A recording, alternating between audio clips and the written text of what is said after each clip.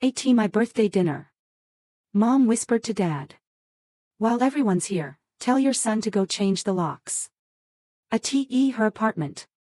My brother nodded and left for an hour. He came back paler than the tablecloth and whispered, Mom there. My 32nd birthday. Surrounded by smiling faces, yet everything I thought was perfect shattered in an instant. I heard my father's quiet, chilling words to my brother, while everyone's here, go change the locks at her apartment. The air in Bellini's, my favorite Italian cafe, suddenly felt thin, the festive glow of birthday candles eerily bright. One moment, I was Emily Thompson, celebrating with family and friends. The next, my world tilted as my brother, Adam, slipped out, a knot of unspoken urgency pulling at his shoulders. What did they know? And why were they talking about my locks? 3 years earlier, I met Brandon Clark at a digital marketing conference in Chicago. He had those warm, amber eyes and a way of making me feel truly seen. Our professional banter turned into coffee, then dinners, then weekend trips. Eventually, he moved across state lines to be with me. Our apartment became our sanctuary, filled with photos of adventures, our future together mapped out in casual conversations about marriage, timelines, and even beautiful babies. Brandon wasn't just my dream guy, he was my future. My career as a marketing executive at Atlas Media was soaring, demanding long hours, which Brandon understood. We were equals, financially independent, a value my grandmother had fiercely instilled. A woman should always be able to buy herself a house and feed herself without depending on anyone. So, while we shared expenses, our finances remained separate. Or so I believed. My family, always protective, had welcomed Brandon. My brother, Adam, a security consultant, would occasionally throw Brandon some probing questions. My mother, Carol, with her unnerving intuition, would study him during our weekly dinners, her expression thoughtful. My dad, Robert, ever steady, was friendly but watchful. I used to roll my eyes at their overprotectiveness, secretly touched by their vigilance. Those Sunday dinners were sacred, a tradition Brandon usually joined. His absences, due to business travel, never raised a flag, until they did. The changes started subtly, 2 months before my birthday. Brandon began working late, not just an hour, but returning after midnight several times a week. Bigger clients, he'd explain, more intensive prep. I understood. I'd done the same. Then, his phone acquired a new password, brushed off with client confidentiality. His formerly open phone now lay face down on tables. Texts would arrive late, and he'd step outside to answer them. More client confidentiality, I rationalized. I respected professional boundaries. Didn't I? Then came the unexplained expenses.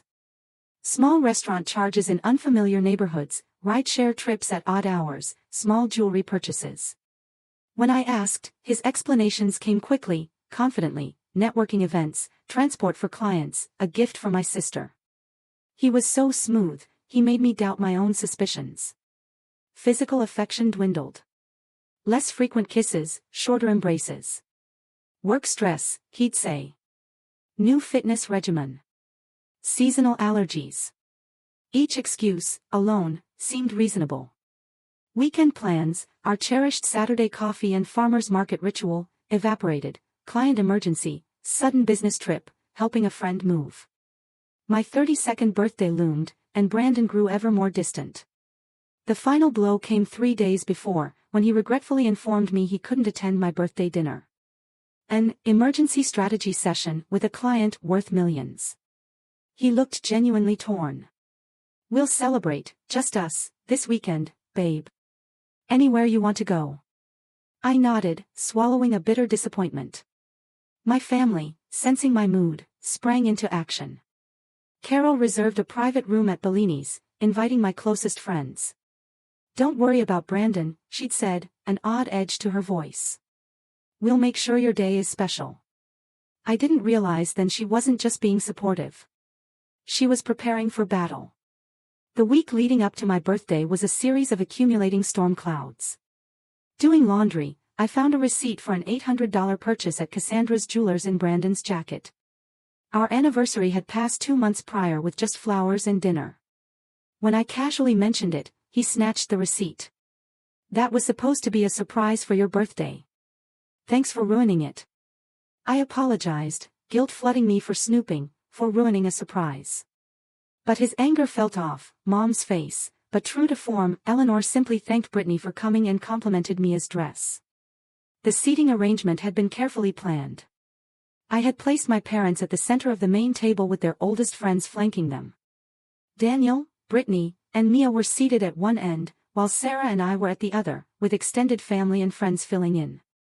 This was meant to allow my parents easy conversation and keep Brittany and me at a safe distance. But Brittany had other plans. As everyone moved toward their seats, she loudly declared, "Oh, there must be a mistake. As the eldest son's wife, I should be seated next to Eleanor. Family should be closest on such an important occasion, don't you think?" Before I could intervene, she had moved the place cards, displacing Brenda, my mother's best friend, who had flown in from Arizona specifically for this event.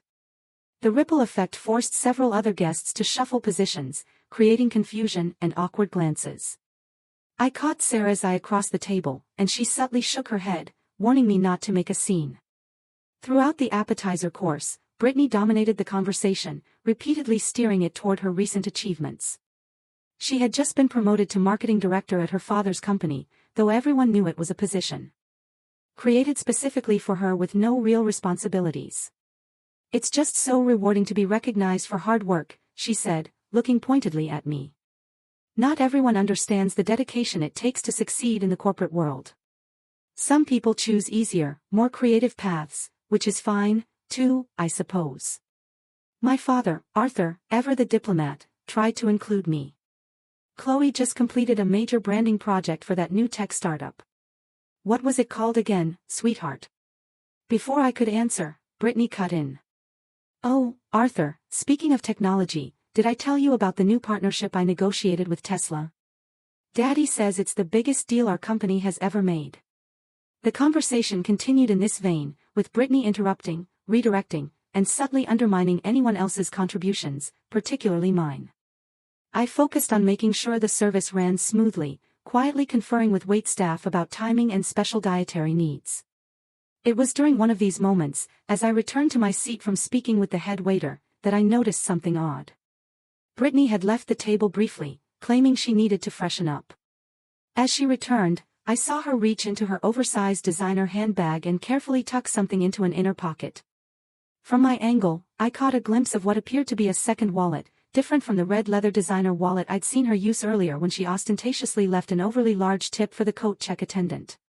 My first thought was that perhaps it was an old wallet she had found in her bag, but something about the furtive way she glanced around triggered my suspicion. Over the years, I had become attuned to Brittany's body language when she was planning something malicious. She had a slight tightening around her eyes that I had learned to recognize as her plotting face. I saw that look now, and it sent a chill down my spine. For a moment, I considered confronting her immediately. But several factors held me back. First, this was my parents' special night, and they had endured enough tension between Brittany and me. Second, without knowing exactly what she was planning, any accusation I made would sound paranoid and petty. Third, and perhaps most importantly, a small voice inside me whispered that sometimes the best response to a trap is to let it be sprung, but on your own terms. So, I watched and waited, maintaining a pleasant expression, while my mind raced. I noticed that after returning to her seat, Brittany positioned her large handbag on the floor between her chair and mine, despite there being a perfectly good handbag hook under the table at her seat. The bag was notably within my reach. Another detail that seemed deliberately staged. Throughout the main course, I engaged warmly with other guests while keeping a peripheral awareness of Brittany's bag. I saw her check it several times, ostensibly looking for her phone or a tissue, but always with that calculating expression. Whatever game she was playing, it was clear she was setting the stage carefully. And for the first time in our long history of conflict, I felt one step ahead of her. The tension in the private dining room escalated. What should have been a celebration of my parents' love story was increasingly feeling like navigating a conversational minefield. Elegant plates of osso buco and handmade pasta seemed to fade into the background as the emotional undercurrents grew stronger. Uncle Richard, my father's brother, who never quite mastered the art of reading a room, recently brought up the topic of the family cabin in Michigan. So, Arthur, have you decided who gets the cabin in the will? Not to be morbid at your anniversary, but I was talking to my financial advisor about family assets and inheritance planning. A heavy silence fell. The cabin had been in our family for 3 generations and was a source of countless happy memories for Daniel, Sarah, and me. It was also, unfortunately, a source of tension, since Brittany had made no secret of her desire to renovate it into what she called a proper lake house and essentially claim it as her own. We haven't made any final decisions, my father said carefully, looking uncomfortable. That's not really dinner conversation, Richard. But Brittany saw her opportunity. Well, since it came up, Daniel and I have actually been discussing some wonderful ideas for modernizing the cabin. It needs substantial work, and we would be willing to invest in those renovations if, well, you know. She smiled sweetly. It would be such a special place for Mia to grow up visiting, just like Daniel did. The implication was clear, the cabin should go to them because they had a child. I felt a familiar tightness in my chest, the one that always appeared when Brittany leveraged her status as the mother of the only grandchild to gain advantage. The cabin is perfect as it is, I said, trying to keep my voice light. The whole point is its rustic charm and family history. Modernizing it would erase what makes it special. Brittany's eyes narrowed slightly. That is such a typical response from someone resistant to positive change. The cabin has plumbing from the 1960s, Chloe. Surely even you can see that disproportionate. Still, I dismissed it. Then, 3 days before my birthday, I overheard Brandon on the phone in the spare bedroom. Whispers. She doesn't suspect anything. No, everything's on schedule. Thursday night would be perfect while she's at dinner. When I entered, he ended the call abruptly. Work stuff, he said smoothly. When pressed, he turned defensive, angry. Do I need to record my work calls for your approval now? This project is stressful enough without the 3rd degree. His uncharacteristic sharpness left me speechless. I retreated, mentally cataloging this new, aggressive behavior. That evening, my friend Sarah called. Hey, I saw Brandon downtown yesterday with some clients. Waved, but he must not have seen me. My stomach plummeted. Brandon had told me he was at an all-day strategy session in the suburbs. Are you sure it was him? I asked, my voice tight. Positive. Remington Tower, 2 p.m. Dark blue suit, that messenger bag. I manufactured an excuse about a surprise downtown meeting, changing the subject. Later, I asked Brandon about his suburban meeting. Productive, he mumbled, not looking up from his laptop. He never mentioned downtown. The lies were accumulating. Despite these blaring signals, I rationalized. Birthday surprise. Work stress. Spontaneous meetings. I was being paranoid. Our foundation was too solid to question over such minor inconsistencies. My birthday morning arrived. Brandon was already gone. A note and a single rose. Happy birthday. Early client breakfast. See you tonight. Impersonal. He returned briefly, kissed my cheek, handed me a small wrapped box. Something to wear tonight. A simple silver bracelet. Beautiful, but no engraving, no significance. Nothing he couldn't have bought for anyone. I thanked him, disappointment a bitter taste. As he dressed, a text illuminated his phone, can't wait to see you later. Everything's ready. No sender name. Adam called, unusually early, overly casual. Just checking dinner time. Need me to pick up anything from your place? Why would he need to come to my apartment? He backpedaled quickly. Then Carol called, her questions oddly specific. Is Brandon there now? What time is he leaving? Will you two be coming separately? Her silence when I mentioned his work commitment spoke volumes. Alone in the apartment, getting ready, emotions crashed over me. 3 years, and he chose work over my birthday. I blinked back tears, telling myself I was overreacting. Opening the closet, I saw his weekend suitcase, partially packed, on his shelf. A work trip he hadn't mentioned. My sinking feeling intensified. An earring dropped, rolling under the bed. Reaching for it, I found another. Silver, small blue stone. Not mine. Unfamiliar. My hands trembled. I searched for innocent explanations. A friend's. A piece of furniture. Increasingly implausible. Still, I placed it in my jewelry box. Tonight was my birthday. No drama. Tomorrow, I'd ask the difficult questions. At Bellini's, my family greeted me with hugs and forced enthusiasm. Robert's embrace was longer than usual. Carol's eyes, filled with poorly concealed concern. Adam's hug felt protective, almost apologetic. The private room was beautiful, but Brandon's empty chair was a gaping hole. My eyes returned to it, again and again. Throughout appetizers, I saw my family exchanging meaningful glances.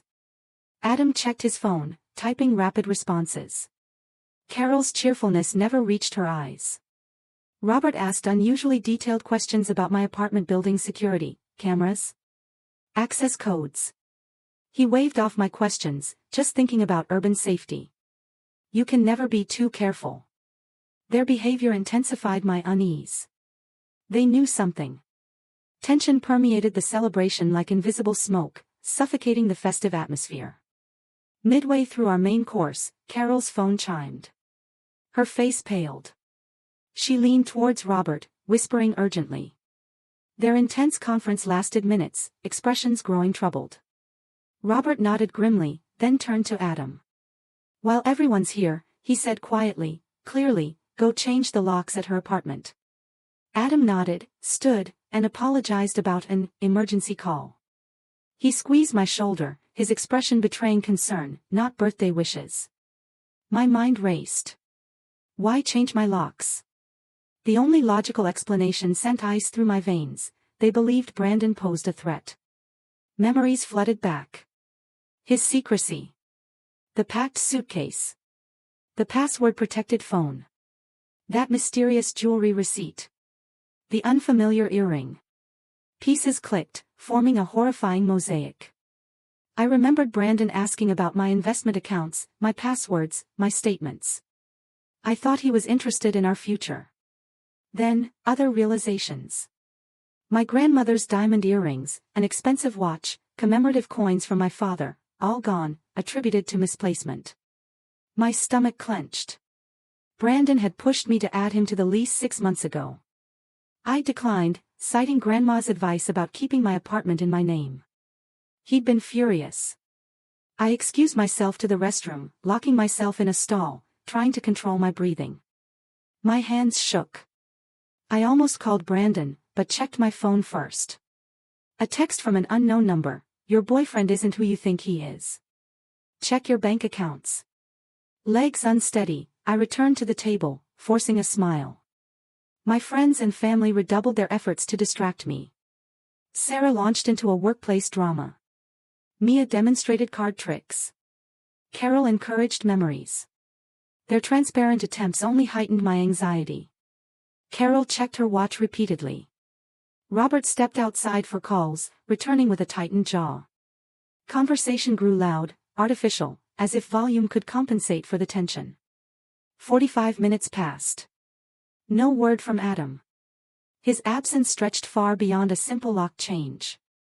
Carol's phone checks became frantic.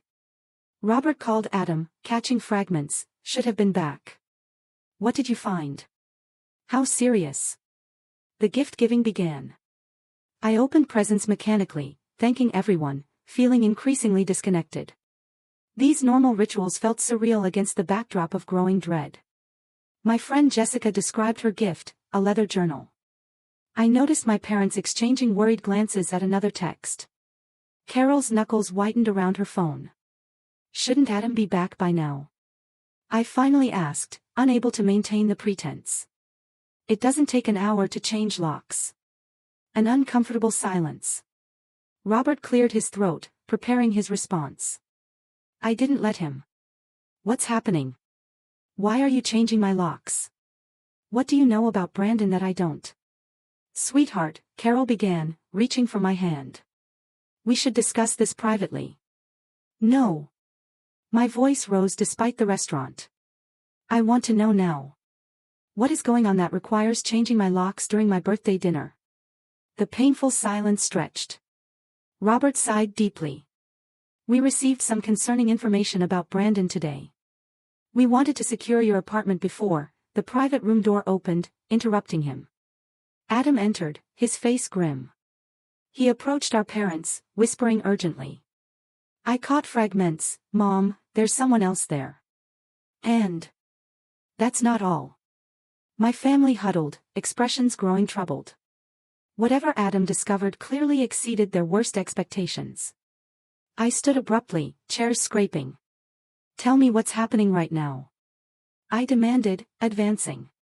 This is my life, my apartment, my relationship. I deserve to know. The restaurant's cheerful music, flickering candles, birthday decorations, it all felt grotesque, a twisted backdrop to the crisis unfolding. Whatever awaited me would forever divide my life into before and after. Adam approached, placing steady hands on my shoulders. Emily, we need to talk somewhere private. This isn't the place. Tell me now, I insisted, my voice steadier than I felt. Whatever it is, I can handle it. My family exchanged glances. Robert nodded reluctantly. Adam guided me back to my seat while my parents dismissed my friends with quiet explanations. Soon, only family remained. We received a call this afternoon, Robert began carefully. From a woman named Sophia Davis. The unfamiliar name hung in the air. She discovered some disturbing information about Brandon. She believed she was his only girlfriend until finding photos of you in his wallet yesterday. My mouth went instantly dry. What are you saying? Brandon has been seeing this woman for 8 months, Adam explained, maintaining eye contact despite the pain his words caused. When she confronted him, he claimed you were just a roommate. She didn't believe him and did some digging. She found evidence he's been systematically stealing from you, Carol added softly. Financial documents, account numbers, she called us because she found our contact information in his notes, listed as emergency contacts. When I arrived at your apartment to change the locks, Adam continued grimly, I found Brandon there with Sophia. They were arguing about leaving. Your apartment was being packed up. Valuables, electronics, jewelry. Suitcases and boxes ready. He reluctantly pulled out his phone, showing me photos. Brandon and an attractive woman amid packed luggage in my living room. My television unmounted. Jewelry boxes open. Financial documents scattered on the dining table, many bearing my signature, or a terrifying facsimile. He's been transferring money from your accounts, Adam explained. Small amounts over time, plus a larger transfer yesterday. Almost $20,000 total. The room tilted. Blood rushed from my head. 3 years building a future, while he plotted systematic theft. Sophia, she didn't know, Robert added. She's as shocked as you are. Apparently, Brandon told her your apartment was his, that he was letting you stay temporarily as a favor to a friend. He had plans to leave today, Adam continued. After your birthday dinner, while you were celebrating with us, he intended to take everything valuable and disappear. Carol's eyes filled with tears. We wanted to secure your home before telling you. We never imagined he'd be there already. The betrayal expanded beyond romantic infidelity into calculated criminal behavior. Every loving gesture, every promise, every shared dream recontextualized as grooming for theft. I need to see, I said, standing abruptly. I need to go to my apartment now. The police are already there, Adam explained. I called them immediately. They're taking statements, cataloging evidence. Then that's where I need to be, I insisted. This is my home, my life. I need to see what he's done. Despite their concerns, my family couldn't argue. Adam agreed to drive me. There's more, Adam warned as we walked to his car. Brandon has been selling your possessions online, gradually. Designer bags, some jewelry, collectibles. Receipts were in a folder labeled inventory. Each new revelation landed like a physical blow. Items I'd attributed to misplacement had been sold by the man sharing my bed. The meticulous planning made me physically ill. He forged your signature on loan documents, Adam continued reluctantly. Took out a personal loan in your name for $30,000 last month. Funds transferred to an account we don't recognize. How did I miss this? I whispered, buckling into the passenger seat. He was careful, Adam responded. Professional con artists usually are. The description landed heavily. Brandon wasn't just a cheating boyfriend. He was a predator, specifically targeting me. There's evidence of other women, too, Adam added gently. Photos, messages. This appears to be his pattern. My phone displayed 4 missed calls from Brandon.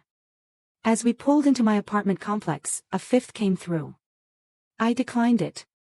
A text bubble appeared, babe, there's been a huge misunderstanding. Call me ASAP.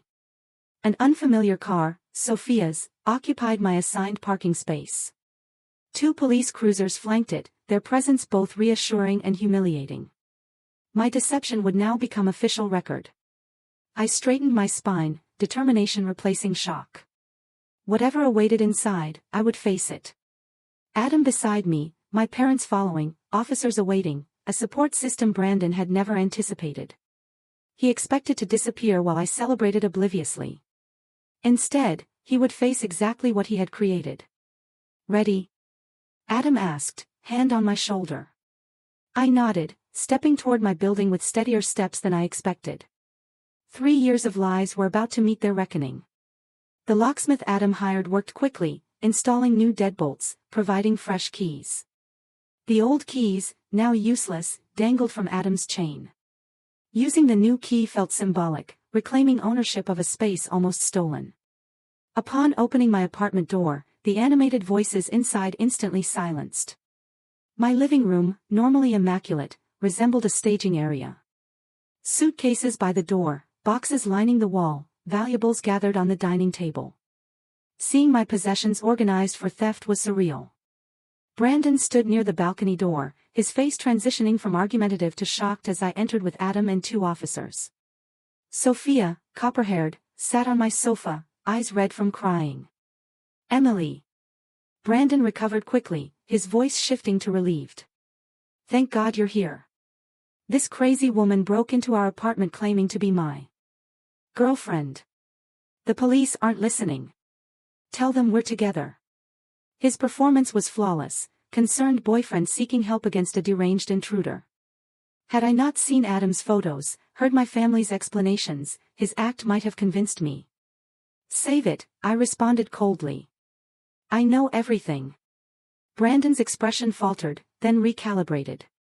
Babe, whatever she told you is crazy. I just met her last week at a networking event. She's stalking me. Sophia stood in disbelief, her sadness replaced by incredulity. Are you kidding me right now? We've been dating 8 months. I have hundreds of photos, texts, receipts. Officers, I addressed the police directly. This man has been transferring money from my accounts without permission, and apparently forging my signature on loan documents. My brother discovered him removing valuables from my apartment. I want to press charges. Brandon's facade cracked further. Emily, come on. We can talk about this privately. There's a reasonable explanation for everything. Like the jewelry you've been selling online? I questioned. Or the loan you took out in my name? Or perhaps you'd like to explain these packed suitcases, on my birthday. As realization dawned that his manipulation had failed, Brandon's demeanor transformed entirely. The charming, loving partner vanished, replaced by cold calculation. You can't prove anything, he stated flatly. We've been living together. These are joint possessions. Actually, Adam interjected. The apartment lease is solely in Emily's name. You're not on any documentation, and we have evidence of unauthorized transfers and forged signatures. Sophia approached cautiously, maintaining distance from Brandon. I had no idea, she told me directly. He told me this was his apartment, that you were temporarily staying here. When I found your photo yesterday and confronted him, he claimed you were a platonic roommate. I started investigating and found all these financial documents with your name. She gestured to the dining table. Bank statements, transfer authorizations, loan applications. My signature, or a convincing facsimile, on documents I'd never seen. She showed up today demanding answers, Brandon attempted to explain to the officers. I was just trying to calm her down by packing up my possessions. These? I challenged, gesturing toward the suitcases. Opening the nearest one revealed my laptop, jewelry cases, several designer handbags. I can explain everything, Brandon insisted, desperation entering his voice. Emily, we've been together 3 years. Are you really going to believe some random woman over me? The police officer intervened. Sir, there's considerable evidence of potential theft and forgery here. We'll need statements from everyone, and I recommend you come to the station voluntarily. Brandon's face hardened. He realized the severity. His eyes darted toward the door, calculating escape possibilities, officers blocking the exit. A strange calm settled over me. I fully comprehended the magnitude of his betrayal. The shock and emotional turmoil receded, replaced by icy determination. You have 30 minutes to collect only your personal clothing, I stated evenly. Nothing else. My brother and these officers will supervise. After that, you're never to contact me again. You're overreacting. Brandon attempted, switching tactics. This is just a misunderstanding about finances between partners. Partners don't forge signatures or drain accounts, I responded. Partners don't plan escapes with stolen property. And partners certainly don't maintain relationships with multiple women simultaneously. Sophia approached. I found these in his car, she said, extending a small pouch. My grandmother's sapphire earrings, I'd thought lost months ago. A gold bracelet for my 21st birthday. My college class ring. He told me they were family heirlooms he was planning to have reset for me, she explained, voice trembling. I'm so sorry. I had no idea they were stolen. The personal violation intensified. Not only had Brandon stolen my possessions, he'd repurposed family heirlooms as romantic gifts for another woman. While Brandon gathered clothing under Adam's watchful eye, Robert arrived with more devastating news. The bank confirmed unauthorized transfers from your investment account, he reported quietly. Almost $40,000 over the past 3 months, including a large transfer yesterday. They've frozen everything pending investigation. Carol embraced me silently, her earlier suspicions painfully validated. Her intuition had been correct, though the extent of his deception exceeded even her cautious assessment. One officer photographed the apartment, its condition, packed boxes, financial documents, gathered valuables. Another began formal statements. The official documentation transformed my home into a crime scene. We'll need documentation of all potentially stolen items, the officer explained. Account statements, proof of ownership, any evidence of forgery. Brandon emerged from the bedroom with a single duffel bag, his expression now coldly tactical. This isn't over, he stated flatly. Half of everything here is legally mine under common law. That's incorrect, Robert interjected. There's no common law marriage in this state. Cohabitation doesn't establish ownership rights to individually purchased property. Brandon's miscalculation revealed another layer of his character. He'd researched enough to execute sophisticated financial theft, but failed to understand basic property law. His confidence had presumed my ignorance would protect his scheme. As officers prepared to escort Brandon for questioning, he attempted one final manipulation. Emily, think about what you're doing. 3 years together, thrown away over a financial misunderstanding. I love you. We can work through this. The hollowness of his declaration highlighted how completely our relationship had been fabricated. Every "I love you" now recontextualized as strategic advancement toward theft. The locks have been changed, I responded evenly. Any attempt to return will result in trespassing charges. Robert contacted our family. Attorney. An emergency restraining order, property recovery, identity theft protection, immediate priorities. Sophia remained, providing additional context to Brandon's double life. They'd met at a coffee shop, his preferred hunting ground for targets, I realized bitterly. He told her he was a marketing executive with family money, always generous with gifts, always with explanations for why she couldn't come to his place. Her experience paralleled mine so precisely, it suggested scripted behavior. Brandon had perfected his techniques, refining his approach with each new target. There are others, Sophia confirmed, showing me social media posts from women sharing similar experiences under different names. He operated in 3 different cities. The predatory pattern extended back years. Brandon wasn't an opportunist. He was a practiced con artist who specifically selected targets for maximum financial gain. My professional life still required attention. My supervisor at Atlas Media responded with unexpected compassion, "Take 2 weeks paid. Identity theft is traumatic, especially from someone you trusted. Your projects are covered. Focus on recovery." Her words highlighted the stark contrast between authentic support and Brandon's counterfeit concern. Practical recovery steps filled my daylight hours. Detectives gathered evidence. Lawyers prepared civil actions. Financial advisors rebuilt security protocols. Each conversation required a humiliating recounting of my deception. Nights brought emotional processing no professional could fully address. My journal became a therapeutic outlet, pages filled with rage, confusion, and emerging insights about ignored warning signs. Financial abuse follows recognizable patterns, my therapist explained. The isolation, gradual boundary testing, exploitation of trust. This doesn't reflect your intelligence or judgment. Her assurance provided minimal comfort against overwhelming evidence of my failure to protect myself. Years of priding myself on independence and financial literacy hadn't prevented sophisticated predation. Support expanded beyond family. Friends organized cleaning crews. Colleagues delivered meals. My apartment building management enhanced security. 1 week after discovery, Brandon was arrested on multiple charges. His bail hearing revealed previous arrests in other states, under different names. Prosecutors built a comprehensive case. His meticulous records of systematic theft ultimately contributed to his downfall.